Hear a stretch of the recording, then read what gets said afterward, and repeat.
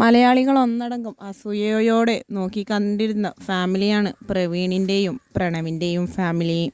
ഇരുവരും തമ്മിലുള്ള ആ സ്നേഹവും ബോണ്ടിങ്ങുമെല്ലാം സഹോദരങ്ങളെക്കാൾ അപ്പുറമാണ്. പക്ഷേ അതൊന്നുമായിരുന്നില്ല വാസ്തവം.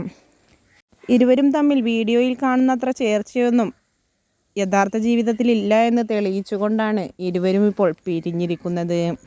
പ്രവീൺ ഇപ്പോൾ പുതിയ വീടെടുത്ത് താമസം മാറാൻ പോകുന്നു. ഇരുവരും തമ്മിൽ പിണങ്ങിയത് യൂട്യൂബ് വരുമാനത്തെ ചൊല്ലിയുള്ള തർക്കത്തെ തുടർന്നാണ്. അതിന് അമ്മയും പ്രണവിനോടൊപ്പം നിന്നു എന്ന കാരണം കൊണ്ടാണ് പ്രവീൺ വീട് വിട്ടിറങ്ങിയത്.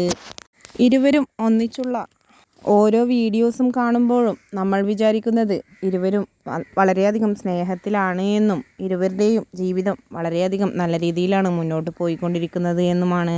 പക്ഷേ യാഥാർത്ഥ്യം അതൊന്നുമല്ല എന്ന് തെളിയിച്ച് വീണ്ടും ലൈവിലെത്തിയിരിക്കുകയാണ് താരങ്ങൾ.